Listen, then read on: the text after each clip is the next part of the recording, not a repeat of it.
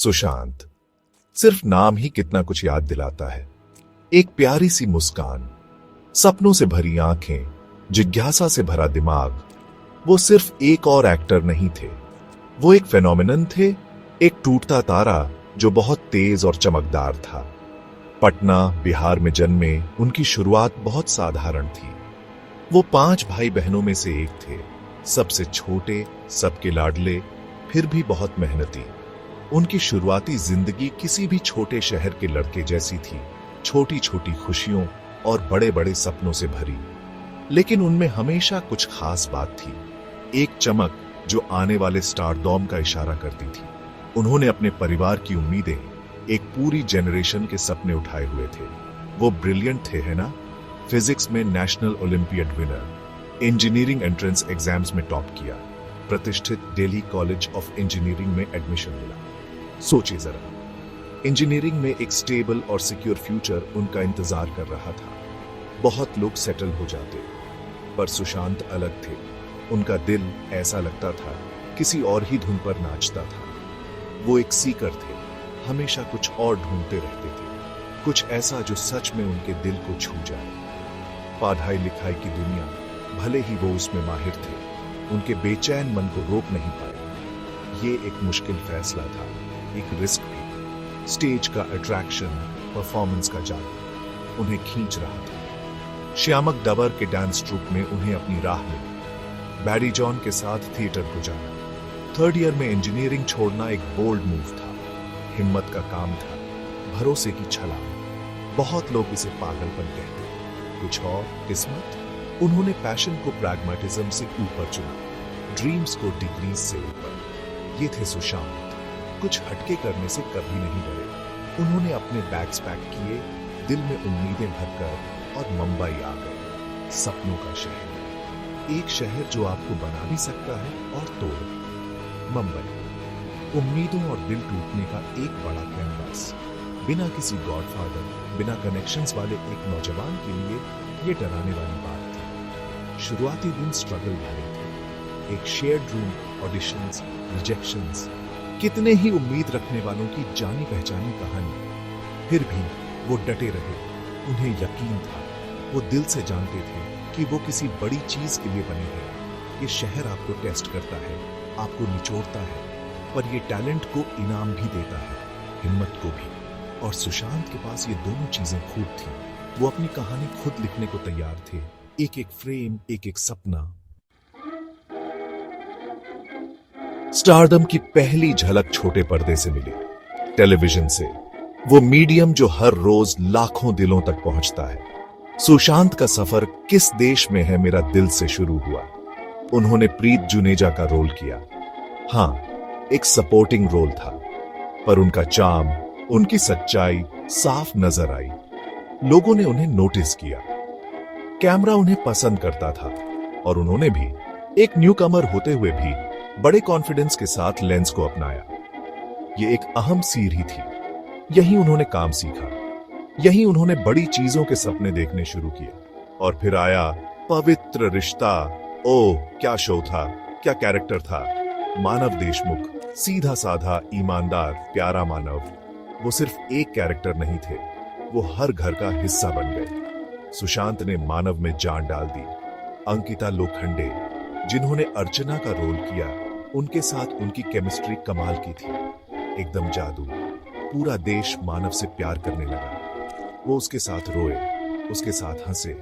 सालों तक वो एक आइडियल बेटा, एक परफेक्ट पति बने रहे। इस रोल ने टेलीविजन सुपरस्टार के तौर पर उनकी जगह पक्की कर दी। इससे उन्हें फेम, पहचान और लाखों लोगों का प्यार मिला, प्यार बेशुमार मिला।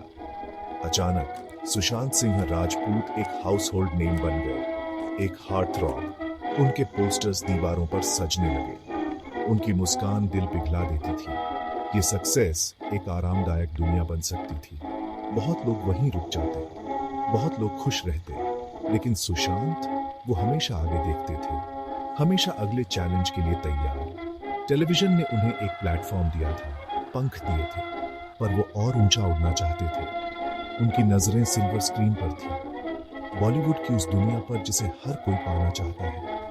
एक ऐसी दुनिया जिसे वो जीतना चाहते थे। टेलीविजन से फिल्म्स में जाना कभी आसान नहीं होता। ये एक जुआ है, एक बहुत बड़ा रिस्क। बहुत लोगों ने ट्राई किया है, कुछ ही सफल हुए हैं। इंडस्ट्री के अपने भेदभाव हैं, अपनी ऊंच नीच, पर सुशांत हार मानने वालों में से नहीं थे। वो अपने टेलीविजन ऑडियंस का प्यार अपने साथ लेकर चले। वो अपना टैलेंट, अपनी मेहनत और अपना अटूट सेल्फ बिलीफ साथ लेकर चले। उन्हें पता था कि यह मुश्किल होगा। उन्हें पता था कि उन्हें खुद को फिर से प्रूव करना होगा। लेकिन उनके अंदर की आग बहुत तेज थी, सपना बहुत मजबूत था। वो अपने अगले एक्ट के लिए तैयार थे। और फिर बॉलीवुड हुआ। काई पोचे 2013 क्या डेब्यू था। चेतन भगत की the 3 mistakes of my life पर बेस्ड फिल्म क्रिटिकल और कमर्शियल सक्सेस रही। सुशांत ईशान भट्ट के रोल में क्रिकेट पसंद करने वाला इंपल्सिव और पैशनेट नौजवान एक रेवलेशन थे।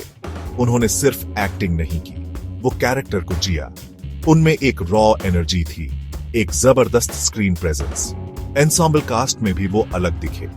क्रिटिक्स ने तारीफ की, ऑडियंस ने तालियां बजाईं। सुशांत सिंह राजपूत आ चुके थे, और क्या खूब। उन्होंने साबित कर दिया कि टैलेंट, असली टैलेंट को कोई नहीं रोक सकता।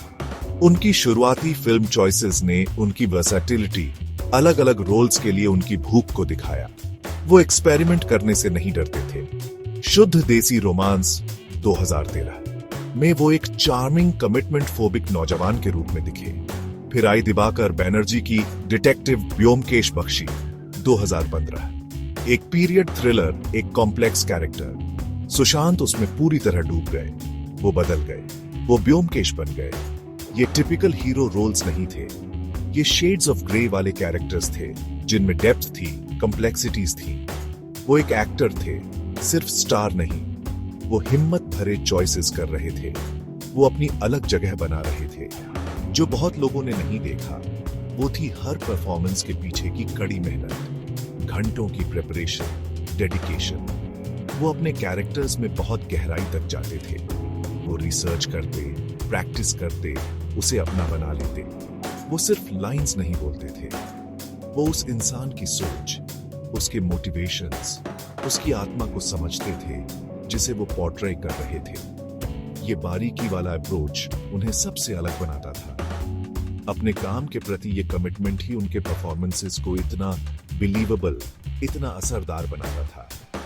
वो एक्टिंग की कला की रिस्पेक्ट करते थे, और ये दिखता था हर बार।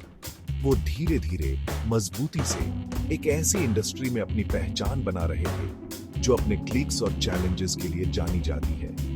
वो एक आउटसाइडर थे जो इनसाइडर्स को भी ध्यान देने पर मजबूर कर रहे थे। सफर हमेशा आसान नहीं था, कानाफूसी थी, कैंप्स थे, लेकिन सुशांत ने अपना सिर नीचे रखा और अपने काम पर फोकस किया। उनका सपना साकार हो रहा था एक एक फिल्म के साथ। पटना का वो लड़का अब हिंदी सिनेमा की चकाचौंध भरी दुनिया में एक जाना माना चेहरा था। उम्मीदें बहुत थी, फ्यूचर बहुत ब्राइट लग रहा था। इतना टैलेंट, इतना प्रॉमिस। अभी तो कितनी जिंदगी जीनी बाकी थी। फिर वो रोल आया जिसने शायद कई लोगों के लिए उनके करियर को डिफाइन किया। MS Dhoni the untold story 2016। Mahendra Singh Dhoni, एक लिविंग लेजेंड, एक क्रिकेटिंग आइकॉन का रोल करना एक बहुत बड़ा काम था। प्रेशर बहुत ज्यादा था, एक्सपेक्टेशंस आसमान छू रही थीं। लेकिन सुशांत, उन्होंने चैलेंज को एक्सेप्ट किया। उन्होंने खुद को ट्रांसफॉर्म किया। उन्होंने धोनी के तौर तरीके, उनकी चाल, उनकी बातें, उनका हेलीकॉप्टर शॉट सीखा। वो स्क्रीन पर धोनी बन गए। फिल्म ब्लॉकबस्टर थी। सुशांत की परफॉर्मेंस को सबने सराहा। ये सिर्फ मिमिक्री नहीं थी, ये कैरेक्टर में ढल जाना था। उन्होंने कमाल कर दिया। उनकी फिल्मोग्राफी अलग अलग और इंटरेस्टिंग रोल्स के साथ बढ़ती रही। केदारनाथ 2018, उत्तराखंड की भयानक बाढ़ के बैकग्राउंड पर बनी एक लव स्टोरी में उन्होंने मंसूर, एक नेक दिल पोर्टर का रोल किया। सारा अली खान के साथ उनकी केमिस्ट्री साफ दिखती थी। फिल्म कुछ कंट्रोवर्सी में फंसने के बावजूद उनकी गहरी फीलिंग्स को नरमी से दिखाने की एबिलिटी को सामने लाई। और फिर छिछोरे 2019। एक ऐसी फिल्म जो अब याद करने पर बहुत दर्द भरी, खट्टी मीठी लगती है। इसमें सक्सेस, फेलियर और कभी हार न मानने की इंपॉर्टेंस के बारे में बताया गया था। एक मैसेज जो ऑडियंस के दिलों को छू गया। छिछोरे ने best feature film in Hindi का नेशनल फिल्म अवार्ड जीता, एक बड़ी अचीवमेंट। सुशांत ने अनिरुद्ध अन्नी पाठक का रोल किया, एक पिता जो एग्जाम में फेल होने के बाद सुसाइड अटेम्प्ट करने वाले अपने बेटे में उम्मीद जगाने की कोशिश करता है। फिल्म दोस्ती का जिंदगी के दूसरे मौकों का सेलिब्रेशन थी। ये एक याद थी कि लूजर वो नहीं जो फेल होते हैं, बल्कि वो जो ट्राई नहीं करते। सुशांत की परफॉर्मेंस दिल से निकली हुई सच्ची थी। उन्होंने हमें हंसाया, रुलाया, सोचने पर मजबूर किया। ये एक ऐसा रोल था जो उनकी अपनी कुछ फिलॉसफीज को दिखाता था। उनकी आखिरी फिल्म अपीयरेंस दिल बेचारा 2020 में थी। उनके जाने के बाद रिलीज हुई। फिल्म का टाइटल ही दिल बेचारा किस्मत का एक क्रूर मजाक है। The fault in our stars पर बेस्ड ये प्यार, खोने और मौत के सामने भी जिंदगी को भरपूर जीने की कहानी थी। उन्हें स्क्रीन पर देखना, ये जानते हुए कि वो अब हमारे साथ नहीं है, बहुत गहरे दुख से भरा एक्सपीरियंस था। ये एक आखिरी अलविदा था, एक खूबसूरत, दिल तोड़ने वाली विदाई। उनकी मुस्कान, उनकी एनर्जी, उनका टैलेंट फिल्म पर हमेशा के लिए अमर हो गया। एक लेगेसी जो सेलुलॉइड पर छप गई, हमारे लिए संजोने को हमेशा के लिए। सेक्शन 5, प्यार की गूंज, अपनों की आवाजें। एक परिवार ऐसे दुख से कैसे उभरता है। उनके पिता के सिंह, उनकी प्यारी बहनें, वो उनके सहारे थे, उनके सबसे बड़े चीयर लीडर्स। कोई सिर्फ उनके दर्द, उनके कभी न खत्म होने वाले दुख का अंदाजा लगा सकता है। वो उन्हें गुलशन के रूप में याद करते हैं, उनका होनहार, जिज्ञासु और प्यारा बच्चा, सपनों से भरा, जिंदगी से भरा। उन्होंने उसके स्ट्रगल्स देखे, उसकी जीत का जश्न मनाया। उनके लिए वो सिर्फ सुशांत सिंह राजपूत द स्टार नहीं थे, वो उनके बेटे थे, उनके भाई थे, उनकी आत्मा का एक हिस्सा जो बहुत जल्द छीन लिया गया। जिसे वो न्याय मानते थे, उसके लिए उनकी लड़ाई उनके बेशुमार प्यार का सबूत थी। उनके दोस्तों ने भी एक ऐसे इंसान की तस्वीर बनाई जो सिर्फ एक एक्टर से कहीं ज्यादा था। महेश शेट्टी, उनके करीबी दोस्त जिनके साथ उन्होंने टेलीविजन की शुरुआत की थी। सुशांत ने आखिरी कॉल उन्हीं को करने की कोशिश की थी। कैसा लगता होगा वो? दोस्तों ने एस्ट्रोफिजिक्स, क्वांटम फिजिक्स के लिए उनका फैसिनेशन, उनकी बहुत ज्यादा पढ़ने की आदत, उनका टेलीस्कोप, उनके 50 सपनों की बकेट लिस्ट को याद किया। वो सिर्फ स्क्रिप्ट्स और कैमरा एंगल्स के बारे में नहीं थे, वो सितारों और गैलेक्सीज के बारे में थे, फिलॉसफी और पोएट्री के बारे में थे। एक मल्टी टैलेंटेड पर्सनालिटी जिसे शायद अक्सर गलत समझा गया। कॉलीग्स और को स्टार्स अक्सर उनकी इंटेलिजेंस, सेट पर उनके डेडिकेशन की बात करते थे। वो फालतू गॉसिप करने वालों में से नहीं थे, उन्हें गहरी बातचीत पसंद थी। वो सेट्स पर किताबें ले जाने के लिए जाने जाते थे। वो आइडियाज, थ्योरीज जिंदगी पर डिस्कस करते थे। कुछ लोगों को वो इंटेंस लगते थे, दूसरों को प्यारे। वो हमेशा क्यूरियस रहते थे, हमेशा सीखते रहते थे। उन्होंने खुद को पुश किया और शायद दूसरों को भी, कुछ अलग सोचने के लिए। वो अपनी बातचीत में एक तरह की इंटेलेक्चुअल डेप्थ लाते थे, एक ऐसी क्वालिटी जो सपनों की इस दुनिया में हमेशा नहीं मिलती। जो कलेक्टिव मेमोरी सामने आती है, वो एक ऐसे नौजवान की है जो बहुत एम्बिशियस था, फिर भी बहुत सेंसिटिव। एक सपने देखने वाला जिसने सितारों का पीछा करने की हिम्मत की, असली सितारों का भी और मेटाफोरिकल भी। वो अपने काम को लेकर पैशनेट थे, जिंदगी को लेकर पैशनेट थे। वो बहुत कुछ अचीव करना चाहते थे, बहुत कुछ एक्सपीरियंस करना चाहते थे। उनमें बच्चों जैसा इंथुजियाज्म था, ज्ञान और मतलब की एक लगातार खोज, प्यार की ये गूंज, ये साझा यादें उनकी स्पिरिट को जिंदा रखती है। ये हमें उस जिंदा दिल, ब्रिलियंट आत्मा की याद दिलाती है जिसे हमने खो दिया। एक आत्मा जिसने इतने सारे लोगों की जिंदगियों को छुआ। सेक्शन 6, जिस दिन सितारे रोए, उस भयानक दिन का सच। 14 जून 2020, एक रविवार। एक दिन जो किसी भी आम दिन की तरह शुरू हुआ, लेकिन इसका अंत एक ऐसे खालीपन के साथ हुआ जो कभी नहीं भर सकता। सुशांत सुबह करीब 6:30 बजे अपने बांद्रा वाले घर पर जागे। वो वहां अपने क्रिएटिव मैनेजर, एक दोस्त और एक डोमेस्टिक हेल्पर के साथ रह रहे थे। मुंबई में अपना घर होने के बावजूद वो सिर्फ 8 महीने पहले ही इस रेंटेड फ्लैट में आए थे, ज्यादा बड़ी जगह की तलाश में। ये एक सुकून की जगह होनी थी, क्रिएटिविटी और शांति के लिए। किसी को क्या पता था कि ये इतनी बड़ी ट्रेजेडी की जगह बन जाएगी। सुबह आगे बढ़ी। करीब 9 बजे उनके डोमेस्टिक हेल्पर ने उन्हें अनार का जूस दिया। उन्होंने वो पी लिया। खबरों के मुताबिक उन्होंने फोन पर अपनी बहन से बात की। फिर उन्होंने अपनी आखिरी कॉल की अपने दोस्त और एक्टर महेश शेट्टी को। दुख की बात है कि वो कॉल अनआंसर्ड रही। इन बातों के कुछ देर बाद वो अपने कमरे में चले गए।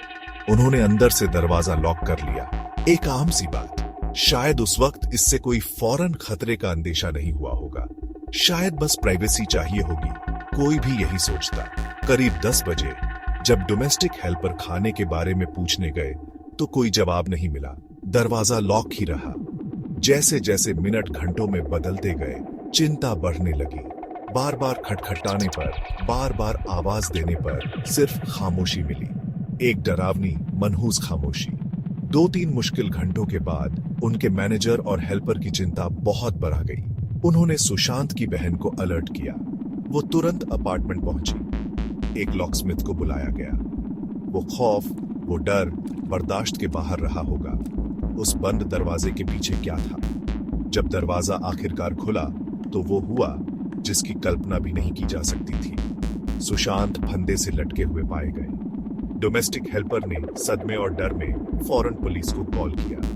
मुंबई पुलिस को दोपहर करीब 2 बजे इन्फॉर्म किया गया और वो 2:30 बजे तक फ्लैट पर पहुंच गए। उन्होंने मौत का समय सुबह 10 बजे से दोपहर 1 बजे के बीच का बताया। कोई सुइसाइड नोट नहीं मिला। खबर जंगल की आग की तरह फैल गई। यकीन नहीं हो रहा था। सदमा, दुख, एक चमकता सितारा टूट गया था। पूरा देश मातम में डूब गया। एक ऐसा दिन जब खुद सितारे भी रोते हुए लगे। सेक्शन 7, अनदेखी लड़ाई, फेम की चकाचौंध और मेंटल हेल्थ। शोबिज की चमकदार मुस्कानों और ग्लैमरस दिखावे के पीछे अक्सर छिपी हुई लड़ाइयां होती हैं। खबरों के मुताबिक सुशांत अपने दुखद अंत से पहले लगभग 6 महीने से डिप्रेशन से जूझ रहे थे। कहा जाता है कि उनका ट्रीटमेंट चल रहा था। ये खुलासा दर्दनाक होने के बावजूद एक ऐसी बातचीत को सामने लाया जिसकी बहुत पहले जरूरत थी। उन लोगों के अनदेखे स्ट्रगल्स जो हमेशा पब्लिक की नजरों में रहते हैं, हमेशा परफेक्ट रहने का, हमेशा सक्सेसफुल रहने का, हमेशा खुश रहने का जबरदस्त प्रेशर। ये उठाना एक भारी बोझ है। उनके असमय निधन ने एक कैटलिस्ट का काम किया जिसने मेंटल हेल्थ पर देश भर में एक डिस्कशन शुरू कर दी।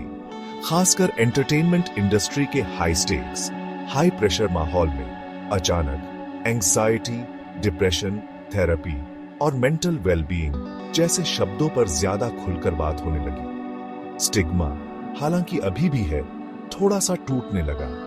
इसने हमें सवाल करने पर मजबूर किया। क्या हम काफी कर रहे हैं? क्या हम लोगों के लिए बात करने, बिना जजमेंट के मदद मांगने के लिए सेफ स्पेसेस बना रहे हैं? क्या हम एक सोसाइटी के तौर पर सच में एम्पैथेटिक हैं? प्रेशर्स बहुत ज्यादा है। फेलियर का डर, लगातार कंपटीशन, मीडिया की लगातार नजर, अकेलापन, लाखों फैन से घिरे होने पर भी ये एक उलझा हुआ जाल है। सुशांत की कहानी ने हमें इन कड़वे सच का सामना करने पर मजबूर किया। इसने बेहतर सपोर्ट सिस्टम्स, ज्यादा हमदर्दी और फेम और उसके नतीजों के प्रति ज्यादा इंसानी अप्रोच की फौरन जरूरत को हाईलाइट किया। ये मानना कि आप स्ट्रगल कर रहे हैं कमजोरी की निशानी नहीं है, ये हिम्मत की निशानी है। एक ऐसी हिम्मत जिसे बढ़ावा देने की जरूरत है, शर्मिंदा करने की नहीं। वेटरन एक्टर नसीर अब्दुल्ला की बातें कई लोगों को सही लगी। उन्होंने लोगों से सुशांत के इमोशनल और साइकोलॉजिकल स्ट्रगल्स पर फोकस करने को कहा, न कि दूसरी बातों को सेंसेशनलाइज करने को। उन्होंने कहा, अगर सुशांत ड्रग्स लेते थे तो लेते थे, इस बात पर जोर देते हुए कि असली मुद्दा उनका मेंटल स्टेट, उनका दर्द था। ये एम्पैथी, समझदारी के लिए एक पुकार थी। इंडस्ट्री और असल में पूरी सोसाइटी की एक जिम्मेदारी है, एक ऐसा माहौल बनाने की जिम्मेदारी जहां मेंटल हेल्थ को प्रायोरिटी दी जाए, जहां मदद मांगने को इनकरेज किया जाए और जहां लोगों को इंसान समझा जाए, न कि सिर्फ फेम का सामान। सेक्शन 8, एक देश की विदाई, आखिरी अलविदा। सुशांत की मौत की खबर ने सिर्फ बॉलीवुड ही नहीं बल्कि पूरे देश में सदमे की लहर दौड़ा दी। उनके पिता के सिंह और परिवार के दूसरे सदस्य बुरी तरह टूटे हुए और दुखी बिहार से मुंबई आए। उनका दुख साफ दिख रहा था। एक बेटे, एक भाई को खोने का दर्द, जो इतना जवान, इतना टैलेंटेड, इतना जिंदा दिल था। ये एक ऐसा सफर था जो किसी माँ बाप को कभी न करना पड़े। वो उनके अंतिम संस्कार के लिए पहुंचे, उन्हें आखिरी आंसुओं भरी विदाई देने। शहर उदासी की चादर में लिपटा इंतजार कर रहा था।